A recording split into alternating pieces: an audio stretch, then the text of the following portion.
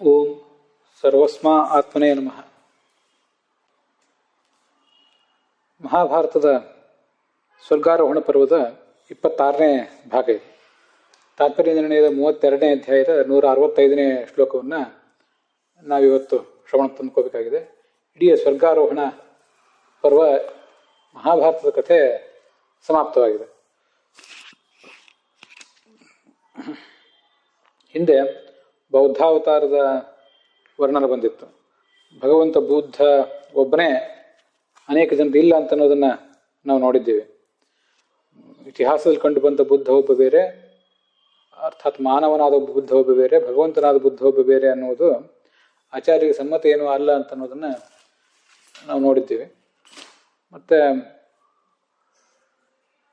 ಮಧ್ವಾವತಾರ ಆದ ಬಳಿಕ ಮುಂದೆ ಪಯಸ್ವಿನಿ ತೀರದಲ್ಲಿ ಬ್ರಾಹ್ಮಣ ಕುಲದಲ್ಲಿ ಹುಟ್ಟುತ್ತಾಳೆ ದುರ್ಗಾದೇವಿ. ಅವಳು ದುಷ್ಟರನ್ನು ಸಂಹರಿಸ್ತಾಳೆ ಅಂತ ಅನ್ನೋದನ್ನು ಕೂಡ ನೋಡಿದ್ದೇವೆ. ಮುಂದೆ ಕಲ್ಕಿ ಅವತಾರವನ್ನು ವರ್ಣಿಸ್ತಾರೆ. ತತಃ ಕಲೇರಂತಮವಾಪ್ಯ ಧರ್ಮ ಜ್ಞಾನಾದಿ ಕಲ್ಯಾಣ ಗುಣಪ್ರಹೀಣೆ ಲೋಕೆ ವಿರಿಂಚ ತ್ರಿಪುರಘ್ನ ಶಕ್ರ ಪೂರ್ವಾಹ ಪಯೋಬ್ಧಿಂ ತ್ರಿದಶಾಹ ಪ್ರಜಗ್ಮುಹು. ದುರ್ಗಾವತಾರ ಆದ ಬಳಿಕ ಅದರ ಮುಕ್ತಾಯ ಕಂಡ ಮೇಲೆ ಜಗತ್ತಿನಲ್ಲಿ ಧರ್ಮ ಜ್ಞಾನ ಇತ್ಯಾದಿ ಎಲ್ಲ ಸದ್ಗುಣಗಳು ಕೂಡ ಮರೆಯಾದ ಮೇಲೆ ಈ ದೇವತೆಗಳಿಗೆ ಜಗತ್ತಿನ ಸ್ಥಿತಿಯನ್ನು ಕಂಡು ಚಿಂತೆಯಾಗಿ ಪರಮಾತ್ಮನ ಬಳಿಗೆ ಹೋಗ್ತಾರೆ. ಪರಮಾತ್ಮನನ್ನ ಪ್ರಾರ್ಥಿಸ್ತಾರೆ, ಜಗತ್ತನ್ನು ರಕ್ಷಿಸು, ಧರ್ಮವನ್ನು ಎತ್ತಿ ಹಿಡಿ ಅಂತ ಪ್ರಾರ್ಥಿಸ್ತಾರೆ. ಆಗ ಅವರ ಪ್ರಾರ್ಥನೆಗೆ ಹೋಗೊಟ್ಟು ಪರಮಾತ್ಮ ಕಲ್ಕಿ ಅವತಾರವನ್ನು ತಾಳ್ತಾನೆ ಅಂತ ವರ್ಣನೆ ಕೇಳಿ ಬರ್ತದೆ. ಶಂಭಲ ಅನ್ನುವಂಥ ಒಂದು ಗ್ರಾಮ, ಅಲ್ಲಿ ವಿಷ್ಣುವೇಶಸ್ ಎಂಬ ಒಬ್ಬ ಬ್ರಾಹ್ಮಣ, ಅವನ ಪತ್ನಿಯ ಮಗನಾಗಿ ಭಗವಂತ ಜನಿಸ್ತಾನೆ. ಇದು ಭಾಗವತದಲ್ಲೂ ಕೂಡ ಈ ವರ್ಣನ ಬಂದಿದೆ. ಶಂಭಳ ಗ್ರಾಮ ಮುಖ್ಯಸ್ಯ ಬ್ರಾಹ್ಮಣಸ್ಯ ಮಹಾತ್ಮನಃ ಭವನೇ ವಿಷ್ಣುಯಶಸಃ ಕಲ್ಕಿ ಪ್ರಾದುರ್ಭವಿಷ್ಯತೆ ಅಂತ 12ನೇ ಸ್ಕಂದದ 2ನೇ ಅಧ್ಯಾಯದ 18ನೇ ಶ್ಲೋಕ ಇದು. ಹೀಗೆ ಆ ಕಲ್ಕಿ ಅವತರಿಸಿ ದುಷ್ಟರನ್ನೆಲ್ಲ ಸಂಹರಿಸ್ತಾನೆ. ಅವನಿಗೆ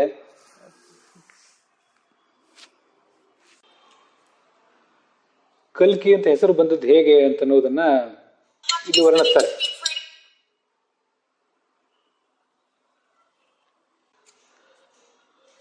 ಕಲೇಸ್ತು ಕಾಲ್ಕಾರತ ಏಷ ಕಲ್ಕಿ ಅಂತ, ಅದು ಕೆಲವು ಕಡೆ ಕಾತ್ಕಾರತ ಏಷ ಕಲ್ಕಿ ಅಂತನೂ ಪಾಠ ಇದೆ. ಜ್ಞಾನಂ ಕಲಂ ಕಂ ಸುಖಮೇವ ತದ್ವಾನ್ ಕಲೀತಿ ವಾ ತೇನ ಸಮಸ್ತದಸ್ಯು ವಿನಾಶನಂ ತೇನ ದಿನಾದ್ಯಧಾಯಿ. ಕಲ್ಕಿ ಅಂದರೆ, ಕಲ್ಕಿ ಎಂಬಲ್ಲಿ ಕಲಿ ಅಂತ ಶಬ್ದ ಇದೆ. ಆ ಕಲಿಯನ್ನ ಈತ ಕಾತ್ಕಾರತಃ ಅಂದರೆ ಅರ್ಥಾತ್ ಹಿಂಸಿಸುವುದರಿಂದ, ಸದೆ ಬಡಿಯುವುದರಿಂದ ಈತನಿಗೆ ಕಲ್ಕಿ ಅಂತ ಹೆಸರು. ಅಥವಾ ಕ ಅಂದರೆ ಸುಖ, ಸುಖವುಳ್ಳವನಾದ್ರಿಂದ, ಸುಖ ಸ್ವರೂಪನಾದ್ರಿಂದಲೂ ಅವನಿಗೆ ಕಲ್ಕಿ ಅಂತ ಹೀಗೆ ವರ್ಣಿಸ್ತಾರೆ. ಜ್ಞಾನರೂಪವಾದ ಸುಖವುಳ್ಳವನು. ಜ್ಞಾನಂ ಕಲಂ ಕಂ ಸುಖಮೇವ ವಿತ್ತದ್ವಾನ್. ಕಲ ಅಂದರೆ ಜ್ಞಾನ, ಕ ಅಂದರೆ ಸುಖ, ಇವೆರಡೂ ಉಳ್ಳವನಾದ್ರಿಂದ ಕಲ್ಕಿ ಅಂತ ಈಗ ಇನ್ನೊಂದು ನಿಷ್ಪತ್ತಿ. ಇದು ಕಾಲ್ಕಾರತಃ ಅಂತ ಪಾಠ ಇದ್ದಾಗ ಕಲ ಅಂತ ಪಾಠ, ಕಲ ಅಂತ ಧಾತು, ಅದಕ್ಕೆ ಹಿಂಸೆ, ಬಂಧಿಸುವುದು ಅಂತೀಗೆಲ್ಲ ಅರ್ಥ ಆಗ್ತದೆ. ದಸ್ಯುಗಳನ್ನು ಈತ ಬಂಧಿಸ್ತಾನೆ, ಶತ್ರುಗಳನ್ನು ಬಂಧಿಸ್ತಾನಾದ್ರಿಂದ ಈತನಿಗೆ ಕಲ್ಕಿ ಅಂತ ಹೆಸರು ಕಂಡು ಬಂದಿದೆ. ಇನ್ನು ಕಾತ್ಕಾರತಃ ಕಲೇಸ್ತು ಕಾತ್ಕಾರತ ಏಷ ಕಲ್ಕಿ ಅಂತಿದ್ರೆ, ಕಾತ್ಕಾರತಃ ಅಂದರೆ ತಿರಸ್ಕಾರ ಮಾಡುವುದು, ಓಡಿಸುವುದು, ಹೊಡೆದಟ್ಟುವುದು ಅಂತ ಹೀಗೆಲ್ಲ ಅರ್ಥ ಆಗ್ತದೆ. ಅಂತೂ ಹೀಗೆರಡು ಪಾಠಗಳಂತೂ ಇವೆ. ಅದ್ರ ಪ್ರಕಾರ ಕಲ್ಕಿ ಅಂತ ಆತನ ವರ್ಣನ ಇದು.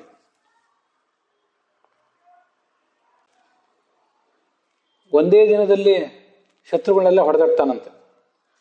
ಬಹಳ ದೀರ್ಘಕಾಲ ಅವನಿಗೇನು ಬೇಕಾಗಿಲ್ಲ, ಒಂದು ದಿನದಲ್ಲಿ ಶತ್ರುಗಳೆಲ್ಲರನ್ನೂ ಅದು ಗಮನಿಸಿ ಬಿಡ್ತಾನೆ ಅಂತ ಅವನ ಕುರಿತಾದ ವರ್ಣನ ಕೇಳಿ ಬರ್ತದೆ.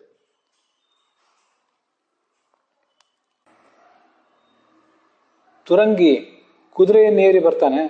ಕುದುರೆಯನ್ನೇರಿ ಬಂದು ಎಲ್ಲ ದಸ್ಯುಗಳನ್ನು, ಎಲ್ಲ ದುಷ್ಟರನ್ನು ನಾಶಪಡಿಸಿ ಧರ್ಮದ ವ್ಯವಸ್ಥೆಯನ್ನು ನಿಲ್ಲಿಸ್ತಾನೆ. ಇದೇ ಭಗವಂತನಿಗೆ ಅನೇಕ ಸದ್ಗುಣಗಳು ಇರುವುದರಿಂದಲೇ ಬ್ರಹ್ಮ ಅಂತ, ಅನಂತ ಅಂತ ಹೆಸರು. ನಿತ್ಯ ವ್ಯಪೇತಾಖಿಲ ದೋಷಕಸ್ಯ, ದೋಷರಹಿತ, ಆದ್ರಿಂದ ಅವನಿಗೆ ಬ್ರಹ್ಮ, ಅನಂತ ಅಂತ ಹೀಗೆ ಹೆಸರುಗಳಿವೆ.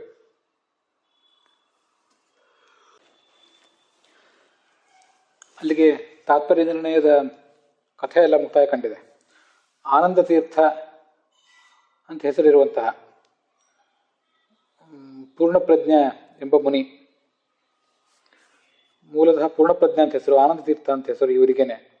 ಅವರು ಬದರಿಯಲ್ಲಿ ವೇದವ್ಯಾಸರ ಆಜ್ಞೆಯನ್ನು ಪಡೆದು ಈ ಗ್ರಂಥವನ್ನು ರಚನೆ ಮಾಡಿದರು. ಜಗತ್ತಿನ ನಿಯಾಮಕನಾದಂತಹ ವೇದವ್ಯಾಸರ ಮುಖ್ಯ ಶಿಷ್ಯ ಈತ ಅಂತ ಆಚಾರ್ಯರು ತಮ್ಮ ಬಗ್ಗೆ ಹೇಳ್ಕೊಂಡಿದ್ದಾರೆ. ಇಲ್ಲಿ ಆನಂದ ತೀರ್ಥ ಅಂತ ಹೆಸರು ಅವರಿಗೆ. ಮೂಲತಃ ಪೂರ್ಣಪ್ರಜ್ಞ ಅಂತ ಹೆಸರಿತ್ತು. ಪೂರ್ಣಪ್ರಜ್ಞ ಅಂತ ಸನ್ಯಾಸ ಸಿಕ್ಕಾಗ ಅವರಿಗೆ ಹೆಸರು. ಅಚ್ಯುತ ಪ್ರಜ್ಞಾ ಅಂತ ಅವ್ರ ಗುರುಗಳ ಹೆಸರು. ಮತ್ತೆ ವೇದಾಂತ ಸಾಮ್ರಾಜ್ಯದಲ್ಲಿ ಪಟ್ಟಾಭಿಷೇಕ ಆದಾಗ, ಪರಂಪರಾ ಪ್ರಾಪ್ತವಾದ ವೇದಾಂತ ಸಾಮ್ರಾಜ್ಯದಲ್ಲಿ ಅವರಿಗೆ ಪಟ್ಟಾಭಿಷೇಕ ಆದಾಗ ಅವರಿಗೇನೆ ಆನಂದ ತೀರ್ಥ ಅಂತ ಹೀಗೆ ಹೆಸರು ಬರ್ತದೆ. ಎಲ್ಲಿಗೂ ಕೂಡ ಹೀಗೆ ಆಶ್ರಮ ಸನ್ಯಾಸ ತೆಗೆದುಕೊಂಡಾಗ ಇರುವ ನಾಮ ಬೇರೆ, ಮತ್ತೆ ವೇದಾಂತ ಸಾಮ್ರಾಜ್ಯದ ಅಧಿಪತಿ ಅಂತ ಅಧಿಕಾರದ ಪಟ್ಟಾಭಿಷೇಕ ಆದಾಗ ಆವಾಗ ತೀರ್ಥ ಅನ್ನೋ ಹೆಸರು ಅವ್ರಿಗೆ ಬಂದು ಸೇರಿಕೊಳ್ತದೆ ಅಂತ ಗೋವಿಂದಾಚಾರ್ಯರು ಅನೇಕ ಕಡೆ ಪ್ರತಿಪಾದನೆ ಮಾಡಿದ್ದಾರೆ. ಅದಕ್ಕೆ ಸಂಬಂಧಪಟ್ಟಂತೆ ಅವರು ಸನ್ಯಾಸ ಪದ್ಧತಿ ವಿಷ್ಣು ತೀರ್ಥರು ರಚನೆ ಮಾಡಿದ್ದು, ಅಲ್ಲಿರುವ ಕೆಲವು ಸಾಲುಗಳನ್ನು ಉದ್ಧರಿಸ್ತಾರೆ. ತತಸ್ಥಸ್ಯ ತೀರ್ಥಯುಕ್ತಂ ಭವೇದತ ಸರ್ವಶುದ್ಧಿಕರತ್ವಾತ್ತು ತೀರ್ಥಾಖ್ಯೋ ವಿಷ್ಣುರುಚ್ಯತೆ. ಸಕಲ ಶುದ್ಧಿಕರ ಆದ್ದರಿಂದ ತೀರ್ಥ ಅಂದರೆ ಭಗವಂತನೇ, ವಿಷ್ಣುವೇ ತೀರ್ಥ, ಅತ್ಯಂತ ಪರಿಶುದ್ಧನಾದವನು. ಆ ತೀರ್ಥ ಅಂತ ಅವನಿಗೇನು ಹೆಸರಿದೆ ಅದನ್ನೇ ಉಳಿದವರಿಗೂ ಕೂಡ ಇಡ್ತಾರೆ. ಅತಸ್ತಥಾ ಅನ್ಯನಾಮ್ನೋಪಿ ತತ್ತಜ್ಞಾನಾನಿ ವಾ ಭವೇತ್. ತನ್ನಾಮಾಖ್ಯ ತೀರ್ಥೇನ ಹರಿಣಾ ಸಂಯುತ ಸ್ಥಿತಿ. ಆನಂದ ತೀರ್ಥ ಅಂದರೆ ಆ ಭಗವಂತನಿಂದ ಕೂಡಿದವನು ಅಂತ ಅರ್ಥ. ಎಲ್ಲ ಸನ್ಯಾಸಿಗಳಿಗೂ ಹೆಸರಿಟ್ಟಾಗ ತೀರ್ಥ ಶಬ್ದವಾಚನಾದ ಭಗವಂತನ ಸನ್ನಿಧಾನ ಉಳ್ಳವರು. ಅನೇನ ಹರಿಣಾಚಾಯಂ ತೀರ್ಥಭೂತ ಇತೀರಿತ. ಭಗವಂತನ ಸನ್ನಿಧಾನದಿಂದ ಇವರು ಕೂಡ ತೀರ್ಥದಂತೆ ಪರಮ ಪವಿತ್ರರಾದವರು ಅಂತ ಅದರ ತಾತ್ಪರ್ಯ. ಹೀಗೆ ಸನ್ಯಾಸ ಪದ್ಧತಿಯ ಕೆಲವು ಶ್ಲೋಕಗಳಿಗನುಸಾರವಾಗಿ ಮೊದಲಿರುವ ಹೆಸರು ಬೇರೆ, ಆಮೇಲೆ ತೀರ್ಥ ಅನ್ನೋ ಹೆಸರು ಅವ್ರ ಜೊತೆಗೆ ಸೇರಿಕೊಳ್ತದೆ. ಆಚಾರ್ಯ ಹೆಸರು ಕೂಡ ಅದರಂತೆ ಮೂಲತಃ ಪೂರ್ಣಪ್ರಜ್ಞೆ. ಮುಂದೆ ಸನ್ಯಾಸಿ ಆದಾಗ ತೀರ್ಥ ಅನ್ನುವ ಹೆಸರು ಬಂದಿತು ಅಂತ ಅದರ ತಾತ್ಪರ್ಯ.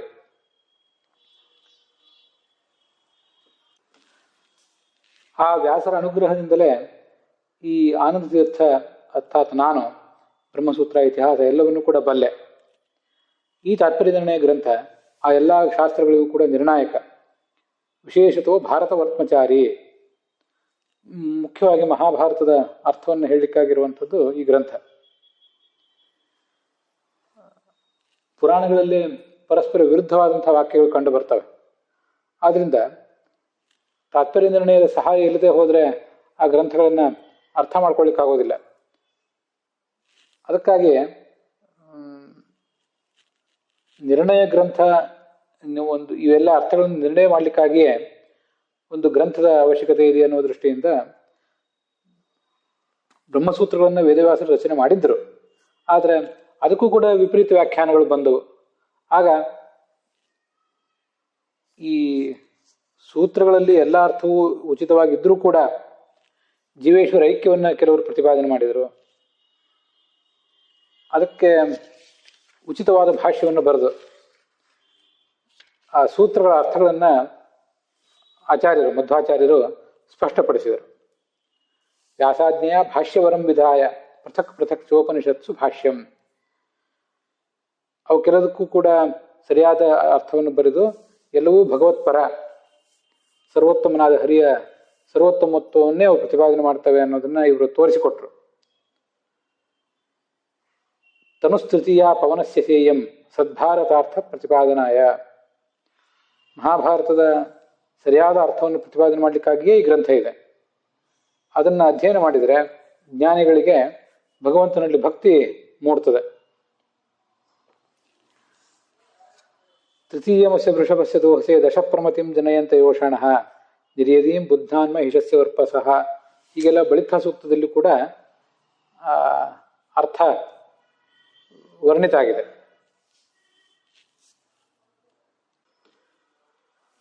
ಶ್ರೀ ಭೂ ದುರ್ಗಾ ಅನ್ನುವಂತಹ ವೇದಾಭಿಮಾನಿ ದೇವತಾ ಸ್ತ್ರೀಯರು ಜ್ಞಾನ ಕಾರ್ಯಕ್ಕಾಗಿಯೇ ಈ ಪೂರ್ಣಪ್ರಜ್ಞರನ್ನ ಹುಟ್ಟಿಸಿದರು. ಅವರ ಪುತ್ರ ಲಕ್ಷ್ಮೀದೇವಿಯ ಪುತ್ರ ಈ ಪೂರ್ಣಪ್ರಜ್ಞೆ. ಮತ್ತೆ ಈ ಪೂರ್ಣಪ್ರಜ್ಞರಿಂದಲೇ ಎಲ್ಲ ದೇವತೆಗಳಿಗೂ ಕೂಡ ತತ್ವಜ್ಞಾನ ದೊರೆಯಿತು. ಮಧ್ವರೂಪನಾದ ಈ ವಾಯುವೆ ಏನು ದುರ್ವಾದಿಗಳು ತತ್ವವನ್ನು ತಿರುಚಿದ್ರು ಆ ತತ್ವವನ್ನೆಲ್ಲ ಮತ್ತೆ ಜಗತ್ತಿಗೆ ಬೆಳಕಿಗೆ ತರ್ತಾನೆ.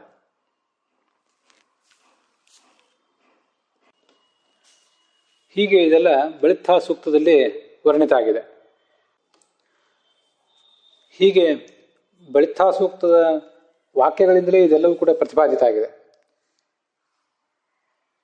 ಈ ಗ್ರಂಥದಲ್ಲಿ ತಾತ್ಪರ್ಯ ನಿರ್ಣಯ ಗ್ರಂಥದಲ್ಲಿ ಏನು ವಿಷಯ ಬಂದಿದೆ ಅದೆಲ್ಲ ವೇದೇತಿಹಾಸಗಳಲ್ಲಿ ಬಂದದ್ದೇ. ತಸ್ಮಾದಯಂ ಗ್ರಂಥವರಹ ಅಖಿಲ ಉರು ಧರ್ಮಾದಿ ಮೋಕ್ಷಾಂತ ಪುಮರ್ಥ ಹೇತು. ಮೋಕ್ಷ ಮೊದಲಾದ ಎಲ್ಲ ಪುರುಷಾರ್ಥಗಳಿಗೂ ಇದು ದಾಯಕ. ಮಹಿಮೆಗಳನ್ನು ಎಷ್ಟು ವರ್ಣನೆ ಮಾಡಿದರೂ ಸಾಲದು. ನಾರಾಯಣ ಪ್ರೀತಿ ಉಪೈತ್ಯತೋ ಅಲಂ. ಭಗವಂತ ಸುಪ್ರೀತನಾಗ್ತಾನೆ ಅಂತ ಹೇಳಿಬಿಟ್ರೆ, ಈ ಗ್ರಂಥದ ಅಧ್ಯಯನದಿಂದ ಭಗವಂತ ಸುಪ್ರೀತನಾಗ್ತಾನೆ ಅಂತ ಹೇಳಿಬಿಟ್ರೆ ಸಾಕು. ಅದೆಲ್ಲವನ್ನೂ ಪೂರ್ಣವಾಗಿ ಮಹಿಮೆ ನಾವು ಹೇಳಿದಂತೆಯೇ ಈ ಗ್ರಂಥದ್ದು. ಯಸ್ಯ ತ್ರೀಣ್ಯುಜಿತಾನಿ ವೇದವಚನೆ ರೂಪಾಣಿ ದಿವ್ಯಾನ್ಯಲಂ ಬಟ್ ತದ್ದರ್ಶನ ಮಿಥಮೇವ ನಿಹಿತಂ ದೇವಸ್ಯ ಭರ್ಗೋ ಮಹತ್. ವಾಯೋ ರಾಮವಚೋ ನಯಂ ಪ್ರಥಮಕಂ ಪೃಕ್ಷೋ ದ್ವಿತೀಯಂ ವಪುಃ ಮಧ್ವೋ ಯತ್ತು ತೃತೀಯಮೇತದಮುನ ಗ್ರಂಥ ಕೃತಕ್ ಕೇಶವೇ.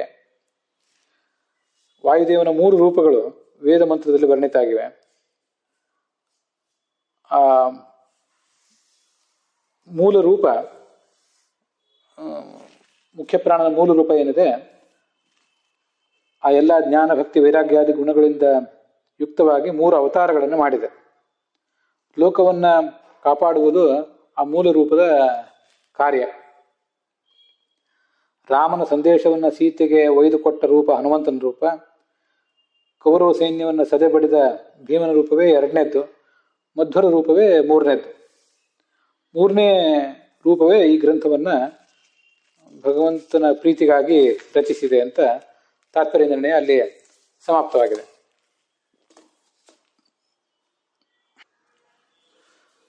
ಇಲ್ಲಿಗೆ ಸ್ವರ್ಗಾರೋಹಣ ಪರ್ವ ಕೂಡ ಸಮಾಪ್ತ ಆಗಿದೆ. ಎಲ್ಲ ಪರ್ವಗಳು ಸಮಾಪ್ತ ಆದಾಗ ನಮಗೆ ಪಾಠ ಮಾಡಿದಂತಹ ಅನೇಕ ಜನ ಅಧ್ಯಾಪಕರು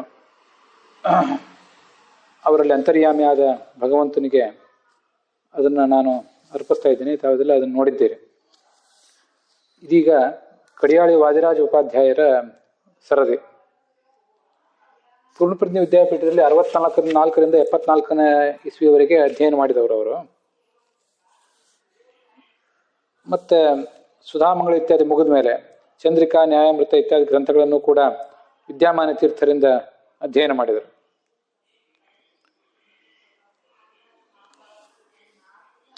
ಮತ್ತೆ ಕಾಲೇಜಿನಲ್ಲಿ ಸಂಸ್ಕೃತ ಅಧ್ಯಾಪನವನ್ನು ಮಾಡಿದರು. ಅದರ ಮುಂದೆ ಸಿಂಡಿಕೇಟ್ ಬ್ಯಾಂಕ್ನಲ್ಲಿ ಆಫೀಸರ್ ಹುದ್ದೆ ಅವರಿಗೆ ದೊರೆಯಿತು.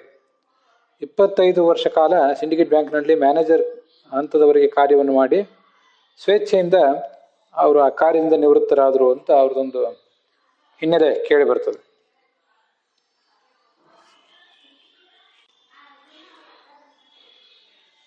ವಿದ್ಯಾಮಾನ್ಯ ತೀರ್ಥರಿಗೂ ವಿಶ್ವೇಶ ತೀರ್ಥರಿಗೂ ಇಬ್ಬರಿಗೂ ಬೇಕಾದವರು. ವಿದ್ಯಾಮಾನ್ಯ ತೀರ್ಥರ ಎರಡನೇ ಪರ್ಯಾಯ ಸಂದರ್ಭದಲ್ಲಿ ಬಂಗಾರದ ರಸ ನಿರ್ಮಾಣ ಪ್ರಸಂಗದಲ್ಲಿ ಅವರು ಸ್ವಾಮಿಗಳಿಗೆ ಅನೇಕ ಥರದ ಸೇವಾ ಸಲ್ಲಿಸಿದರು. ಸ್ವಾಮಿ ವಿಶ್ವೇಶತೀರ್ಥರ 4ನೇ ಪರ್ಯಾಯದಲ್ಲಿ 1 ವರ್ಷ ಕೃಷ್ಣನ ಸೇವಾ ಮಾಡಿದರು. ಮುಂದೆ ಕೃಷ್ಣ ಸೇವಾಶ್ರಮ, ನಮ್ಮ ಗುರುಗಳು ಪೇಜಾವರ ಸ್ವಾಮಿಗಳು ಸ್ಥಾಪನೆ ಮಾಡಿದಂಥ ಒಂದು ವೈದ್ಯಕೀಯ ಸಂಸ್ಥೆ ಅದು. ಅಲ್ಲಿ ಕೂಡ ಅವರು ಸೇವಾ ಮಾಡಿದರು, ಸಹ ಕಾರ್ಯದರ್ಶಿಯಾಗಿ ಸೇವಾ ಮಾಡಿದರು. ಉತ್ತಮ ಪಂಡಿತರು. ಹಾಗೆ ಸಮಾಜಮುಖಿ ಚಟುವಟಿಕೆಗಳನ್ನು ಕೂಡ ತುಂಬ ಮಾಡಿದ್ದಾರೆ. ಅವ್ರದ್ದೊಂದು ಮತ್ತೊಂದು ಪ್ರತಿಭೆ, ಉತ್ತಮ ಜ್ಯೋತಿಷ್ಕರವರು. ಅನೇಕ ಲೇಖನಗಳನ್ನು ಬೇರೆ ಬೇರೆ ಕಡೆ ಅವರು ಬರೀತಿರ್ತಾರೆ ಅಂತ ಅವ್ರ ಬಗ್ಗೆ ಕೇಳಿ ಬರ್ತದೆ. ಉಡುಪಿಯ ಹೆಸರಾಂತ ಯತಿಗಳು ಅಂತ ಒಂದು ಪುಸ್ತಕವನ್ನು ಕೂಡ ಅವರು ಬರೆದಿದ್ದಾರೆ ಅಂತ ಕೇಳಿ ಬರ್ತದೆ. ಇಂಗ್ಲಿಷ್ ತತ್ವವಾದ ಸಂಪಾದಕತನದ ಜವಾಬ್ದಾರಿ ಅವರಿಗಿದೆ. ದ್ವೈತ ವೇದಾಂತ ವಿದ್ವಾನ್, Sanskrit MA, LLB, CA, IIB, Hindi ಪ್ರಾಜ್ಞ ಮೊದಲಾದ ಪದವಿಗಳನ್ನು ಅವರು ಸಂಪಾದನೆ ಮಾಡಿದ್ದಾರೆ. ಹಿರಿಯಣ್ಣ ಸ್ಮಾರಕ ಗೋಲ್ಡ್ ಮೆಡಲ್ ಕೂಡ ಅವರಿಗೆ ಬಂದಿದೆ ಅಂತ ಕೇಳಿ ಬಂದಿದೆ. ನಾಟಕಗಳನ್ನು ಕೂಡ ಬರೆದಿದ್ದಾರೆ. ಮಹಾಮಹಿಮ ಭೀಮ, ನಾರದ ಕುರಿತಾಗಿ ಕೆಲವು ನಾಟಕಗಳು, ವೈಷ್ಣವಾಗ್ರೇಸರ ಭೀಷ್ಮ, ಹೀಗೆಲ್ಲ.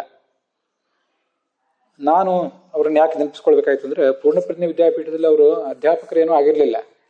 ಆದರೆ ನಮಗವರು ಜ್ಯೇಷ್ಠರು, ಅವರ ಸಂಪರ್ಕ ಮೊದಲಿಂದೂ ಇತ್ತು ನಮಗೆ. ಯಾವಾಗಾದರೂ ಪೂರ್ಣಪ್ರಜ್ಞೆ ವಿದ್ಯಾಪೀಠಕ್ಕೆ ಅವ್ರು ಬಂದಾಗ ನಮಗೆ ನಮ್ಮ ಜ್ಯೋತಿಷವನ್ನೆಲ್ಲ ಅವರು ನಮ್ಮ ಜಾತಕಗಳನ್ನು ನೋಡಿ ಹೇಳ್ತಾ ಇದ್ರು. ಅನೇಕ ಜ್ಯೋತಿಷಿಗಳನ್ನು ನಾನು ಸಂಪರ್ಕಿಸಿದ್ದೇನೆ ಬೇರೆ ಬೇರೆ ಪ್ರಸಂಗಗಳಲ್ಲಿ. ಆದರೆ ಜ್ಯೋತಿಷಿಗಳು ಕೂಡ ಒಂದು ರೀತಿ ವೈದ್ಯರಿದ್ದಂತೆ. ಎಲ್ಲ ವೈದ್ಯರ ಹಸ್ತಗುಣವು ಎಲ್ಲರಿಗೂ ಹೊಂದಾಣಿಕೆ ಆಗೋದಿಲ್ಲ ನಮ್ಗೆ ಗೊತ್ತಿರುವಂತೆ. ಹಾಗೆ ಜ್ಯೋತಿಷಿಗಳದ್ದು ಕೂಡ ಒಂದು ವಿಶಿಷ್ಟವಾದಂಥ ಸಂಗತಿ ಅಂತ ಹೇಳಬೇಕು. ಎಲ್ಲ ಜ್ಯೋತಿಷಿಗಳು ಎಲ್ರಿಗೂ ಹೊಂದೋದಿಲ್ಲ. ಆದರೆ ಇವ್ರು ಹೇಳಿದ ಅನೇಕ ವಿಷಯಗಳನ್ನು ನಾನು ಅನುಸರಿಸಿದಾಗ ನನಗೆ ಅದರಿಂದ ತುಂಬ ಅನುಕೂಲ ಆಗಿದೆ. 2010ನೇ ಇಸ್ವಿ ಜನವರಿನಲ್ಲಿ ನನ್ನ ವೈಯಕ್ತಿಕ ಜೀವನದ ಕುರಿತಾಗಿ ನನಗೆ ತುಂಬ ಸ್ವಲ್ಪ ಗೊಂದಲ ಆದಾಗ, ಆ ಗೊಂದಲ ನನ್ನನ್ನು ಸ್ವಲ್ಪ ಬಾಧಿಸಿದಾಗ ನಾನು ಆಚಾರ್ಯರ ಸಲಹೆ ಪಡೆದೆ. ಅವರು ಅದಕ್ಕೆ ಉಚಿತವಾಗಿ ಮಾರ್ಗದರ್ಶನ ಮಾಡಿದರು. ಮತ್ತು ಅಲ್ಲಿಯವರೆಗೆ ಪೂರ್ಣ ಪ್ರಮಾಣದ ಪಾಠ ಪ್ರವಚನ ಇತ್ಯಾದಿಗಳಲ್ಲಿ ನಾನು ತೊಡಗಿರಲಿಲ್ಲ. ಆಚಾರ್ಯರು ನನ್ನನ್ನು ಆ ನಿಟ್ಟಿನಲ್ಲಿ ಹುರಿದುಂಬಿಸಿದರು. ಮತ್ತು 10ನೇ ಇಸ್ವಿಯಿಂದ ಅವರು ಹೇಳಿದ ಒಂದು 2-3 ತಿಂಗಳುಗಳಲ್ಲೇ ಈ ಪಾಠ ಪ್ರವಚನ ಇತ್ಯಾದಿಗಳಲ್ಲಿ ನಾನು ಹೆಚ್ಚು ತೊಡಗುವಂತೆ ಸಾಧ್ಯ ಆಯಿತು. ಹರಿವಂಶ ಇತ್ಯಾದಿಗಳ ಪ್ರವಚನ, ಹರಿವಂಶ ಮುಂದೆ ರಾಮಾಯಣ, ಅದಾದ ಬಳಿಕ ಮಹಾಭಾರತ ಇತ್ಯಾದಿ ಪ್ರವಚನಗಳನ್ನೆಲ್ಲ ಮಾಡಲಿಕ್ಕೆ ಸಾಧ್ಯ ಆಯಿತು. ಅನೇಕ ಬಾರಿ ಅವರಿಗೆ ನಾನು ಇದನ್ನು ಹೇಳಿದ್ದೇನೆ. ನನ್ನ ವಿವಾಹ ಇತ್ಯಾದಿ ಪ್ರಸಂಗಗಳಲ್ಲೂ ಕೂಡ ಅವರ ಸಲಹೆಯನ್ನು ನಾನು ಬಹಳ ತಗೊಂಡಿದ್ದೇನೆ. ಅವರನ್ನು ಹೇಳಿದ್ದನ್ನು ಅನುಸರಿಸಿದಾಗ ತುಂಬ ಅನುಕೂಲ ಆಗಿದ್ದು ಕಂಡು ಬಂದಿದೆ. ಕೆಲವು ಬಾರಿ ಅದನ್ನು ನಿರ್ಲಕ್ಷಿಸಿದಾಗ ತೊಂದರೆ ಆಗಿದ್ದು ಕೂಡ ಕಂಡು ಬಂದಿದೆ.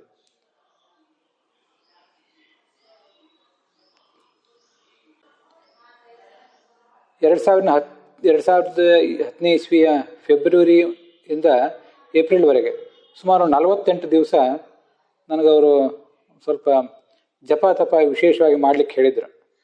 ಅದರಲ್ಲಿ ಗಾಯತ್ರಿ ಜಪ ಇತ್ಯಾದಿಗಳು, ಹಾಗೆ ವಾಯುಸ್ತುತಿ ಪುರಸ್ಚರಣ ಕೂಡ ಅವ್ರು ಮಾಡಲಿಕ್ಕೆ ಹೇಳಿದ್ರು ಅಂತ ನೆನಪಿದೆ. ಹೀಗೆ ಅಂಥದನ್ನೆಲ್ಲ ಪ್ರಾರಂಭಿಸಿದ್ದೆ. ಆ ವಾಯುಸ್ತುತಿ ಪುರಸ್ಚರಣ ಇತ್ಯಾದಿಗಳನ್ನು ಇವತ್ತು ಕೂಡ ಮುಂದುವರಿಸ್ಕೊಂಡು ಬಂದಿದ್ದೇನೆ. ಹಾಗೆ ಆಚಾರ್ಯರನ್ನು ಈ ಸಂದರ್ಭದಲ್ಲಿ ನಾನು ನೆನಪಿಸ್ಕೋಬೇಕು ಅಂತ ಬಯಸ್ತೇನೆ. ಅವ್ರು ಕೊಟ್ಟ ಮಾರ್ಗದರ್ಶನ ಯಾವತ್ತೂ ನನಗೆ ದಾರಿದೀಪ ಆಗಿರಬೇಕು ಅಂತ ಬಯಸ್ತೇನೆ.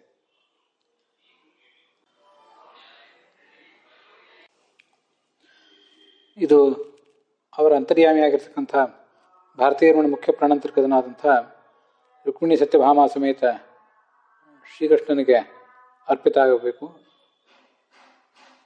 ಅಲ್ಲಿಗೆ ಈ ಭಾಗ ಸಮಾಪ್ತವಾಗಿದೆ.